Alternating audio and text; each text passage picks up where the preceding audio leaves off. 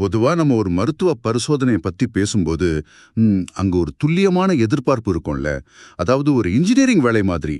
இப்போ உங்க கை உடைந்தால் எக்ஸ்ரே எடுக்கும்போது அந்த முறிந்த வெள்ளை கோடு ரொம்ப தெளிவா தெரியும். ஆமா ஆமா டாக்டர் அதை சுட்டி காட்டி இதோ பாருங்க எலும்பு முறிஞ்சிருச்சு அப்படின்னு ரொம்ப ஈஸியா சொல்லிடுவாரு. அந்த எக்ஸ்ரே நமக்கு ஒரு வித ஆறுதலா தருது. கரெக்ட். கண்களுக்கு தெளிவா தெரியறதையும் கருப்பு அல்லது வெள்ளை அப்படின்னு பிரிச்சு பார்க்க முடியறதையும் தான் நம்ம எப்பவுமே விரும்புறோம். ஆனா சமூகம், அரசியல், சட்டம், அப்புறம் சர்வதேச உறவுகள்னு இந்த உலகத்துக்குள் நீங்க நுழையும் போது அந்த எக்ஸ்ரே யந்திரம் திடீர்னு பழுதடைஞ்சிருது. கண்டிப்பா. நாம பாக்குற இந்த உலகம் வெளிப்படையா சொல்லணும்னா கொஞ்சம் மங்கலாவும் ரொம்ப சிக்கலாவும் தான் இருக்கு. அதேதான். அதனால தான் போட்டித் தேர்வுகளுக்கு தயாராகிற மாணவர்களுக்கும் நடப்பு நிகழ்வுகளை ஆழமா தெரிஞ்சுக்க விரும்புகிற உங்களுக்கும் இன்னைக்கு நாம பண்ண போற இந்த ஆழ்ந்த அலசல் மிக முக்கியமானது. அந்த மங்கலான நீரோடைக்குள் இறங்கி செய்திகளுக்கு பின்னால் இருக்கிற ஏன், எப்படி அப்படிங்கிற கேள்விகளுக்கான விடைகளை தேட போறோம். ஆமாம். இதுல ஒரு முக்கியமான விதிமுறை என்னன்னா, எந்த ஒரு அரசியல் சார்பும் இல்லாம தரப்பட்ட செய்திகளை நடுநிலையோட மட்டுமே நாம இன்னைக்கு அலச போறோம். நீங்க சொன்ன அந்த மங்கலான உலகத்துக்கு மிகச்சிறந்த உதாரணத்திலிருந்தே நாம தொடங்கலாம்னு நினைக்கிறேன். ஆரம்பிக்கலாம். சட்டம் மற்றும் மனித உரிமைகள் சந்திக்கிற ஒரு சிக்கலான புள்ளி அது. இப்போ அந்த ஜம்மு காஷ்மீர்ல பயன்படுத்தப்படுற பொது பாதுகாப்பு சட்டம், அதாவது தடுப்பு காவல் சட்டம் பத்தி நான் படிச்சுட்டு இருந்தேன். ம். அந்த பப்ளிக் சேஃப்டி ஆக்ட் PSA பத்தி சொல்றீங்க. ஆமா. இது எனக்கு அந்த ஹாலிவுட் படமான மைனாரிட்டி ரிப்போர்ட் தான் ஞாபகப்படுத்துது. ஒருத்தர் எதிர்காலத்துல குற்றம் செய்வார்னு கணிச்சு அவர் எந்த தப்பும் செய்யறதுக்கு முன்னாடியே அவரை ஜெயில அடைக்கிறது. ஒரு ஜனநாயக நாட்டுல இது எப்படி சாத்தியம்னு நான் யோசிச்சேன். அது திரைப்படங்கள்ல வர்ற மாதிரி வெறும் அறிவியல் புனைகதை கிடையாது. இது நம்ம அரசியல் சாசனத்துல இருக்கிற ஒரு நிஜமான அம்சம்தான். நிஜமாவா? ஆனா இது ரொம்ப ஆபத்தான ஒரு விஷயமாச்சே. நீங்க கேக்குறது ரொம்ப நியாயமான கேள்வி. ஒருவரை தடுப்பு காவல் சட்டத்தின் கீழ் கைது செய்யும்போது அவர் எந்த குற்றமும் செஞ்சிருக்க மாட்டார். இவர் வெளியே இருந்தால் பொது அமைதிக்கு கேடு விளைவிப்பார் அப்படிங்கிற அரசின் கணிப்பு மட்டும்தான் அங்கே இருக்கும். புரியுது. ஆனா காவல்துறை இத கண்மூடித்தனமா பயன்படுத்த முடியாது என்பதை நீதிமன்றம் இப்ப ரொம்ப உறுதியா சொல்லிருக்காங்க. ஆமாமா. நான் கூட கவனிச்சேன். ஆம் ஆத்மி கட்சியின் MLA மெஹ்ராஜ் மாலிக்கை விடுவித்த வழக்குல நீதிமன்றம் சொன்ன காரணம் என்ன ரொம்ப சிந்திக்க வச்சது. அது மிக முக்கியமான ஒரு தீர்ப்பு. சட்டம் ஒழுங்கு பிரச்சனை, அதாவது லா அண்ட் ஆர்டர் என்பது வேறு, பொது அமைதிக்கு குந்தகம் விளைவிப்பது, அதாவது பப்ளிக் ஆர்டர் என்பது வேறு அப்படின்னு நீதிபதி ரொம்ப தெளிவா வேறுபடுத்தி காட்டியிருக்கார். ஓஹோ! லா அண்ட் ஆர்டருக்கும் பப்ளிக் ஆர்டருக்கும் அப்படி என்ன பெரிய வித்தியாசம்? அதாவது இப்போ இருவர் ரோட்ல சண்டை போட்டுக்கிட்டா அது சட்டம் ஒழுங்கு பிரச்சனை. அதற்காக ஒருவரை தடுப்பு காவல் சட்டத்துல அடைக்க முடியாது. ஆனா அந்த சண்டை ஒரு பெரிய கலவரமா மாறி ஒட்டுமொத்த சமூகத்தின் இயல்பு வாழ்க்கையும் முடக்குனா அதுதான் பப்ளிக் ஆர்டர் பிரச்சனை. கரெக்ட். இந்த MLA மாலிக் வழக்குல காவல்துறை இந்த மெல்லிய கோட்டை தாண்டிட்டதா நீதிமன்றம் சுட்டிக்காட்டியிருக்கு. இங்கேதான் எனக்கு ஒரு உறுத்தல் வருது. இப்போ மழை வரலான்னு நினைச்சு குடையை எடுத்துட்டு போறது ஒரு தடுப்பு நடவடிக்கை தான். ஆனா வானத்துல ஒரு மேகம் கூட இல்லாதப்போ ஒருத்தரோட சுதந்திரத்தை பறிக்கிறது எந்த விதத்துல நியாயம்? கண்டிப்பா அது ஒரு பெரிய கேள்விக்குறிதான். அதிலும் ஒரு எண்ணெய்வால் சிறந்த வழக்கறிஞர்களை வச்சு இது வெறும் சட்ட ஒழுங்கு பிரச்சனை தான் வாதாடி வெளியே வர முடியுது. ஆனா இதே சோஃபோர் பகுதியில ஒரு பள்ளிக்கூட பிரச்சனைக்காக போராட்டம் நடந்த இடத்துல நின்றிருந்த 6 இளைஞர்களை இதே தடுப்பு காவல் சட்டத்தின் கீழ கைது செஞ்சிருக்காங்க. ஆமா, அது ரொம்ப வருத்தமான ஒரு செய்தி. அவங்களுக்கு எந்த ஒரு குற்றப்பின்னணியும் இல்லைன்னு அவங்க குடும்பத்தினர் சொல்றாங்களே. இதுதான் நம்ம எதிர்கொள்ற மிகப்பெரிய சமூக அவலம். நீங்க செய்யாத ஒரு தவற நான் செய்ய மாட்டேன் அப்படின்னு எப்படி நிரூபிக்க முடியும்? அதிலும் அந்த 6 இளைஞர்களின் குடும்பங்கள் பாத்தீங்கன்னா வறுமை கோட்டிற்கு கீழ் உள்ளவர்கள். அப்போ அவங்களுக்கு சட்ட உதவி கிடைப்பது ரொம்ப கஷ்டம் தானே. குடுற கும்பாதான் இருக்கு. அதிகாரத்தின் சந்தேகத்திற்கு சாதாரண மக்கள் பலியாகும்போது நீதிக்கான கதவுகள் அவங்களுக்கு எவ்வளவு தூரத்தில் இருக்கு அப்படிங்கறதை இது ரொம்ப தெளிவா காட்டுது. ரொம்ப சரியா சொன்னீங்க. அடிப்படை சுதந்திரத்தை பறிப்பதே இவ்வளவு பெரிய விவாதமா இருக்கும்போது ஒரு மனிதனின் உயிரையே பறிக்கும் மரண தண்டனை விவகாரத்துல உச்சநீதிமன்றம் கொடுத்திருக்கும் புதிய உத்தரவு கொஞ்சம் ஆறுதலா இருக்கு. நீங்க மரண தண்டனை வழக்குகள்ல அந்த தண்டனையை குறைப்பதற்கான காரணிகளை, அதாவது மிட்டிகேட்டிங் சர்க்கம்ஸ்டன்சஸ் ஆராயணும்னு சொன்ன தீர்ப்பு சொல்றீங்க இல்லையா? ஆமா, அதுதான். இதுவரை எனக்கு இருந்த புரிதல் என்னன்னா, ஒருவருக்கு மரண தண்டனை விதிக்கப்பட்டால் அது உச்சநீதிமன்றத்துல மேல்முறையீட்டுக்கு வரும்போதுதான் அந்த நபரின் மனநிலை, அவரது பின்னணியெல்லாம் விவாதிக்கப்படும் நினைச்சிருந்தேன். அதுதான் இதுவரையிலான நடைமுறையா இருந்துச்சு. ஆனா அது ஒரு மிகப்பெரிய குறைபாடு. ஒருவர் செஞ்ச குற்றத்தின் தீவிரத்தை மட்டும் ஒரு எக்ஸ்ரே மாதிரி கீழமை நீதிமன்றங்கள் பார்க்கின்றன. வெறும் அந்த செயலை மட்டும் பாக்குறாங்க. ஆமா. ஆனா அவர் ஏன் அந்த குற்றத்தை செஞ்சார், அவருக்கு சிறு வயதுல என்ன மாதிரியான வன்முறை அனுபவங்கள் கிடைச்சது, அவரோட சமூக பொருளாதார பின்னணி என்ன, அவர் திருந்துவதற்கு வாய்ப்பு இருக்கா, இதையெல்லாம் விசாரணை நீதிமன்ற அளவிலேயே, அதாவது ட்ரையல் கோர்ட் கட்டத்திலேயே கட்டாயமா ஆய்வு செய்யணும்னு உச்ச நீதிமன்றம் இப்ப உத்தரவிட்டிருக்காங்க. இது ரொம்ப நல்ல விஷயம். இதுக்கு அந்த நல்சார் பல்கலைக்கழகத்தின் ஸ்கொயர் சர்க்கிள் கிளினிக் செஞ்ச ஒரு ஆய்ல நீதிமன்றம் மேற்கோள் காட்டியிருக்கிறாங்க இல்லையா? ஆமாமா. அவங்க வெறும் 20 வாரங்களுக்குள்ள ஒரு குற்றவாளியின் முழுமையான சமூக பின்னணியை அறிக்கை மூலமா தாக்கல் செஞ்சிருக்காங்க. வாவ், 20 வாரங்களா? அது ரொம்ப வேகமான செயல்பாடாச்சே. கண்டிப்பா. நீதியை நிலைநாட்டுவது என்பது ஒருவரை கொல்வதல்ல, அவரை திருத்துவதுதான். அதாவது ரிஃபார்மேஷன். விசாரணை நீதிமன்றத்திலேயே இந்த சமூக உளவியல் அறிக்கைகள் தாக்கல் செய்யப்படும்போது உணர்ச்சி வசப்பட்டு மரண தண்டனை வழங்குவது பெருமளவு குறையும். தனிமனித உரிமைகள் பத்தி பேசும்போது சமுதாயத்தின் பொதுவான உரிமைகளை அரசு எப்படி முறைப்படுத்துகிறது என்பதும் முக்கியம்தானே. உதாரணமா, மத்திய பிரதேச அரசு பொது சிவில் சட்டத்தை, அதாவது யுசிசியை அமல்படுத்துறதுக்காக முன்னாள் உச்சநீதிமன்ற நீதிபதி ரஞ்சனா தேசாய் தலைமையில ஒரு குழுவை அமைத்திருக்காங்க. ஆமா, முதலமைச்சர் மோகன் யாதவ் அந்த உத்தரவை பிறப்பிச்சிருக்கிறார். வெறும் 60 நாட்களில் வரைவு மசோதாவை தாக்கல் செய்ய சொல்லியிருக்காங்க. இது ஒரு சிறப்பான, ரொம்ப வேகமான நடவடிக்கை இல்லையா? கொஞ்சம் பொறுங்க. வேகம் வேறு, விவேகம் வேறு. 60 நாட்களில் இதை முடிப்பது என்பது நடைமுறைக்கு சாத்தியமா அப்படிங்கறத நாம ஆழமா யோசிக்கணும். ஏன் அப்படி சொல்றீங்க? என திருமணம், விவாகரத்து, வாரிசுரிமை, தத்தெடுத்தல் மற்றும் லிவ்-இன் உறவுகள்னு அனைத்தையும் ஒரே குடையின் கீழ் கொண்டு வர போறாங்க. நூற்றுக்கணக்கான பழங்குடி மரபுகள், இஸ்லாமிய சட்டங்கள், ஹிந்து கூட்டு குடும்ப முறைன்னு பலவிதமான நடைமுறைகள் இருக்கிற ஒரு நாட்டுல இவற்றை எப்படி வெறும் 60 நாட்களில் ஆய்வு செஞ்சு ஒரு பொதுவான சட்டத்தை உருவாக்க முடியும்? ஓ, அந்த கோணத்துல நான் யோசிக்கல. அதனால இது வெறும் அரசியல் அறிவிப்பா அல்லது உண்மையிலே சமூக மாற்றத்திற்கான முகாந்திரமா என்பதை நாம பொறுத்திருந்து தான் பார்க்கணும். நீங்க சொல்றத பார்த்தா தனிநபர் சுதந்திரத்திற்கும் அரசு எல்லாவற்றையும் பொதுமைப்படுத்த நினைப்பதற்கும் இடையே பெரிய யுத்தமே நடக்கும் போல இருக்கு. அது எப்பவுமே நடக்கிறது தான். மத உரிமைகளை கூட அரசு இப்படிதான் வரையறுக்கிறது. சபரிமலை தொடர்பான வழக்குல 9 நீதிபதிகள் கொண்ட அரசியல் சாசன அமர்வு கொடுத்த கருத்தை பாருங்க. என்ன சொல்லிருக்காங்க? நீங்க மத விழாக்களின் பெயரால் பொதுச்சாலைகளை மறிக்க கூடாது அப்படின்னு மிக தெளிவா சொல்லிட்டாங்க. ஆனா மத சுதந்திரம் என்பது நம்ம அடிப்படை உரிமை இல்லையா? இது எப்படி சாத்தியம்? இந்திய அரசியலமைப்புச் சட்டத்தின் 25(2)A பிரிவை நாம சரியா புரிஞ்சுக்கணும். உங்களுக்கு வழிபட உரிமை உண்டு, அது உங்கள் மதம் சார்ந்த விஷயம். சரி. ஆனா ஒரு திருவிழாவுக்காக பந்தல் போடுறீங்க, நிதி வசூலிக்கிறீங்க, சாலைய மறிக்கிறீங்க அப்படின்னா அது மதச்சார்பற்ற, அதாவது செக்யூலர், பொருளாதார அல்லது நிர்வாகச் செயல்பாடு. இத முறைப்படுத்த அரசுக்கு முழு உரிமை உண்டு. ஓஹோ, இது ரொம்ப ஆழமான விளக்கம். ஒருவரின் மத உரிமை இன்னொருவரின் நடமாடும் உரிமைய பறிக்க கூடாது என்பதுதான் இதனோட சாராம்சம். அருமையான விளக்கம். இப்போ உரிமைகளுக்கும் விதிகளுக்கும் இடையிலான இந்த உள்ளூர் மோதல்கள்ல இருந்து கொஞ்சம் வெளியே வந்து தேசிய பாதுகாப்பை பத்தி பார்ப்போம். சரி, சொல்லுங்க. சமீபத்துல பஞ்சாப்ல பாட்டியாலா ரயில்வே சரக்கு பாதையில நடந்த குண்டுவெடிப்பு செய்தி எனக்கு மிகப்பெரிய ஆச்சரியத்தை கொடுத்துச்சு. இத செஞ்ச பிரதீப் கல்சா என்பவன் மலேசியாவுல உட்கார்ந்துகிட்டு இதை இயக்கி இருக்கிறானா. ஆமா, அது ரொம்ப அதிர்ச்சியான ஒரு தகவல் தான். எனக்கு புரியாதது என்னன்னா, எந்த ஒரு நேரடி தொடர்பும் இல்லாம ஒருத்தன் எப்படி வெளிநாட்டுல இருந்து கொண்டு லோக்கல் இளைஞர்களை குண்டு வைக்க பயன்படுத்த முடியும்? இதுதான் லோன் வுல்ஃப் தந்திரத்தின் மிகவும் ஆபத்தான ஒரு பரிணாம வளர்ச்சி. முன்பு போல் ரகசியமான தீவிரவாத முகாம்களோ ஸ்லீப்பர் செல்களோ இப்ப தேவையில்லை. அப்போ எப்படி உங்களை காண்டாக்ட் பண்றாங்க? ரொம்ப எளிது. இன்ஸ்டாகிராமிலோ டெலிகிராமிலோ ஒரு இளைஞனை தொடர்பு கொண்டு அவனுக்கு மூளைச்சலவை செஞ்சு கிரிப்டோ கரன்சி மூலமா பணத்தை அனுப்பி யூடியூப் பார்த்து வெடிகுண்டு செய்ய சொல்றாங்க. இதை தடுப்பது நம்ம பாதுகாப்பு அமைப்புகளுக்கு ஒரு மிகப்பெரிய சவால். பயங்கரமா இருக்கு. இதே போலதான் போதைப்பொருள் கடத்தலும் நடக்குது இல்லையா? ஆமாமா, அதே டெக்னிக் தான். ஆபரேஷன் குளோபல் ஹண்ட் அப்படிங்கிற பேர்ல வெளிநாடுகளில் பதுங்கியுள்ள 100 கடத்தல்காரர்களை இந்தியா குறிவைத்துள்ளதாக நான் படிச்சேன். துருக்கியில பதுங்கியிருந்த தாவூத் இப்ராஹிமின் கூட்டாளி சலீம் டோலாவை அங்கிருந்து தூக்கி கொண்டு வந்திருக்கிறாங்களே. கண்டிப்பா. போதைப்பொருள் வலைப்பின்னலின் வேர்கள் பல நேரங்கள்ல வெளிநாட்டுல தான் இருக்கு. அது துண்டிப்பது ஒரு வகை உத்தி. சரி, உள்நாட்டுல என்ன பண்றாங்க? அதே சமயம் லோக்கல் அளவுல விநியோகம் செய்பவர்களை தடுக்க ஜம்மு காஷ்மீரின் குல்காம் மாவட்ட காவல்துறை ஒரு புதுமையான வேலையை செஞ்சிருக்காங்க. காவல் நிலையங்கள்ல ரோக் கேலரிஸ் அப்படிங்கிற ஒரு போர்டு அமைக்கிருக்காங்க.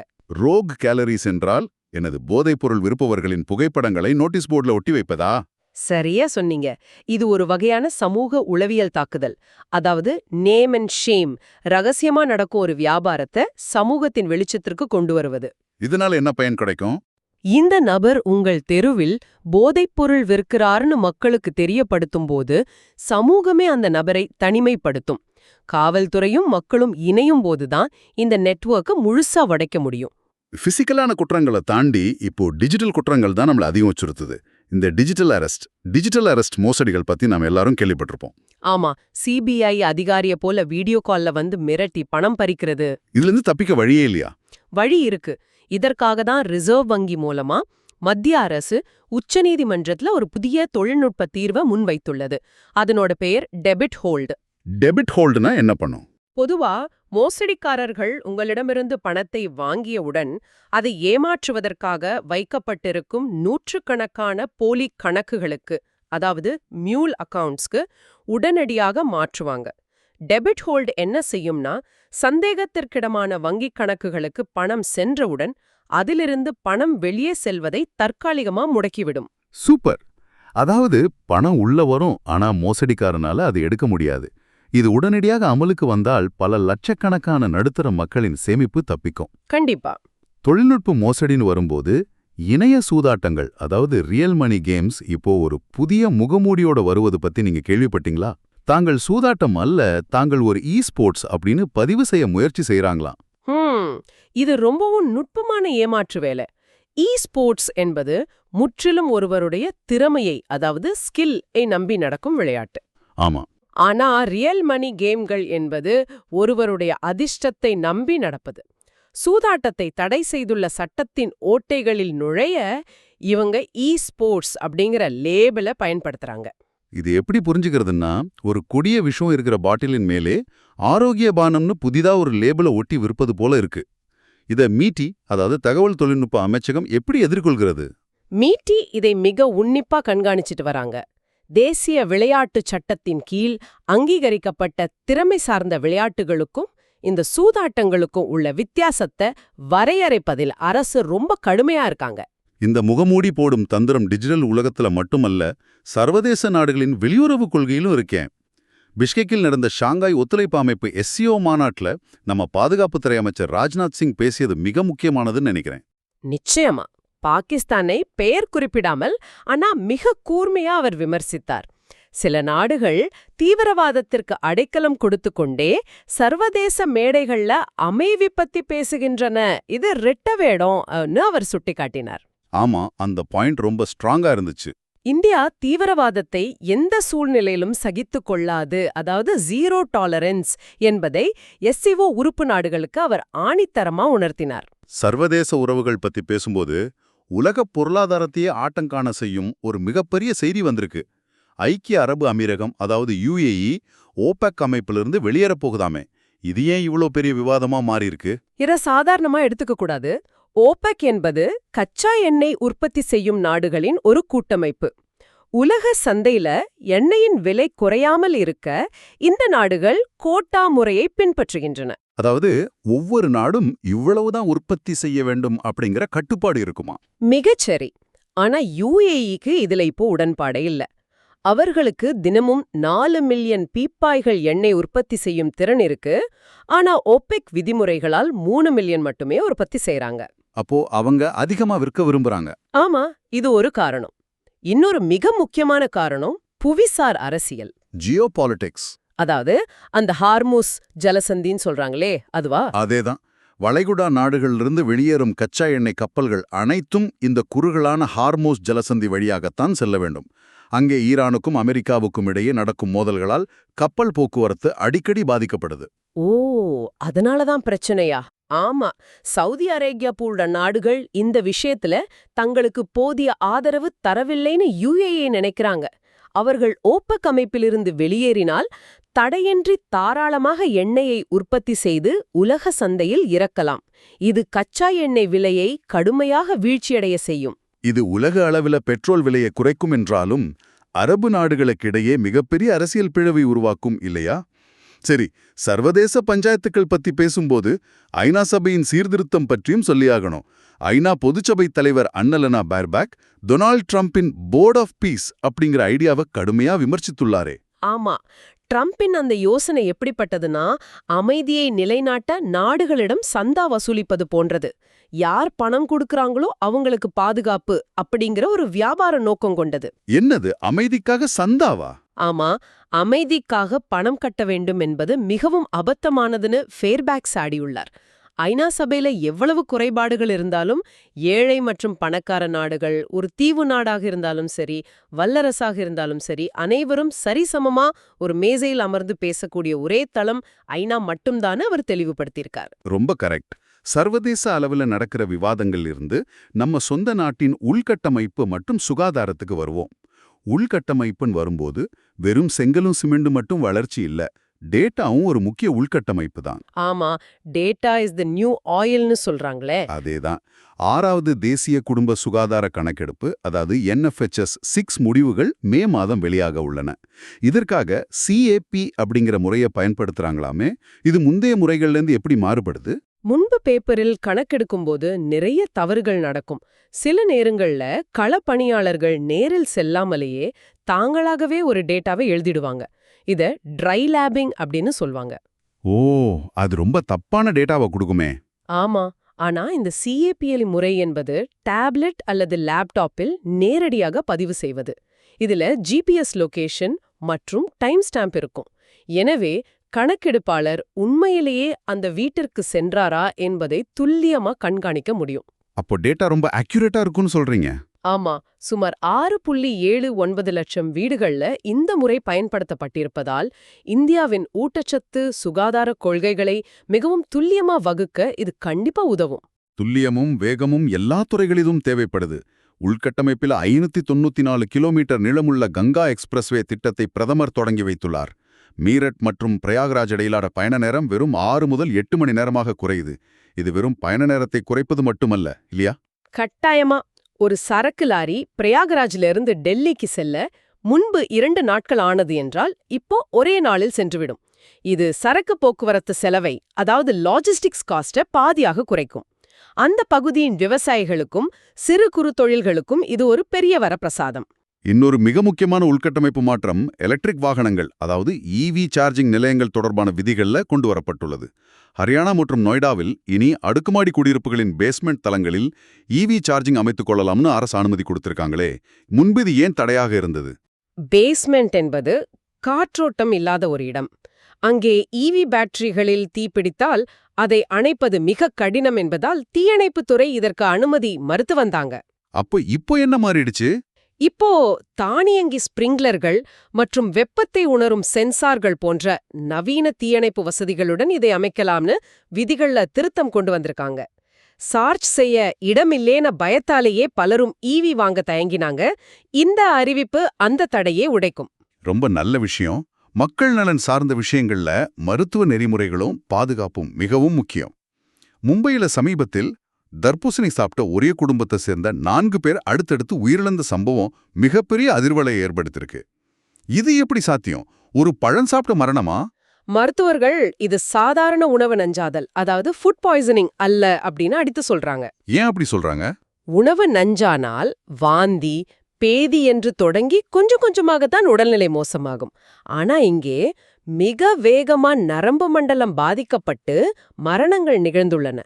இது தர்பூசணிய பழுக்க வைக்கவோ நிறம் கூட்டவோ அடிக்கப்பட்ட ஏதோ ஒரு தீவிரமான ரசாயன நச்சுத்தன்மை, அதாவது கெமிக்கல் டாக்ஸிசிட்டி என்று அவங்க சந்தேகிக்கிறாங்க. இது ரொம்பவும் பயமா இருக்கே. நம்ம உணவுல கலக்கப்படும் ரசாயனங்கள் எவ்வளவு ஆபத்தானவை என்பதற்கு இது ஒரு கொடூரமான உதாரணம். கண்டிப்பா. உயிரோடு இருப்பவர்களுக்கு மட்டுமல்ல, ஒரு மனிதன் இறந்து விட்டான் என்று அறிவிப்பதிலும் கூட அறிவியல் ரீதியான விவாதங்கள் நடக்குது. உறுப்பு மாற்று அறுவை சிகிச்சைக்காக ஒருவரை மூளைச்சாவு, அதாவது பிரெயின் டெட் அடைந்தவர் என்று அறிவிக்க பயன்படுத்தப்படும் ஆப்னியா டெஸ்ட் குறித்து உச்சநீதிமன்றம் ஒரு கேள்வி எழுப்பியிருக்கு. அதென்ன ஆப்னியா டெஸ்ட்? டாக்டர் கணபதி என்பவர் தொடர்ந்த வழக்குல தான் இந்த விவாதம் எழுந்தது.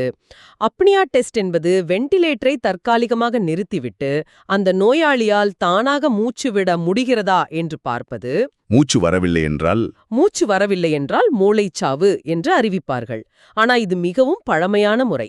சில நேரங்கள்ல மூளை உயிருடன் இருந்தும் நரம்பு பிரச்சனையால் மூச்சு விட முடியாம போகலாம். ஓஹோ, அப்போ இது தவறான முடிவை கொடுக்க வாய்ப்பு இருக்கு.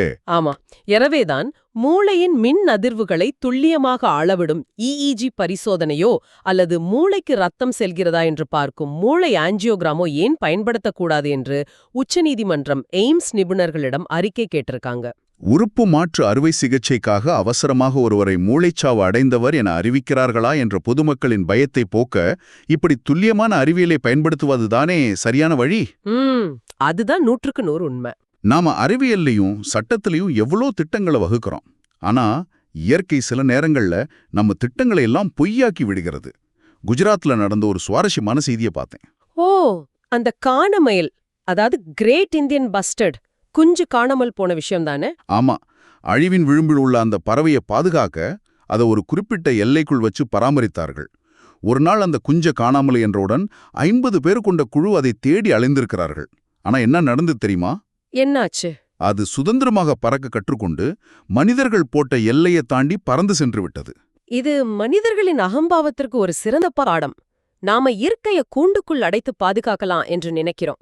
ஆனா சூழலியல் என்பது எல்லைகளை கடந்தது. டெல்லி ஹவுஸ்காஸ் பூங்காவிலிருந்து புள்ளிமான்களை இடமாற்றம் செய்ய உச்சநீதிமன்றம் அனுமதி அளித்திருப்பதும் இதே காரணத்திற்காகத்தான். கரெக்ட். நகரத்தின் நெரிசலுக்குள் வனவிலங்குகளை அடைத்து வைப்பது அவற்றுக்கு நல்லதல்ல என்பதை சட்டமும் இப்போ புரிஞ்சுக்கிடுச்சு. ஆமா, அது ரொம்ப ஆரோக்கியமான ஒரு மாற்றம்தான். இன்றைய ஆழ்ந்த அலசல்ல சட்டம், மருத்துவம், உள்கட்டமைப்புன்னு உலகை ஒரு சுற்றி வந்துட்டோம். இதை நிறைவு செய்யும் முன் உங்களை சிந்திக்க வைக்கும் ஒரு விஷயத்தோட விடைபெற விரும்புகிறோம்.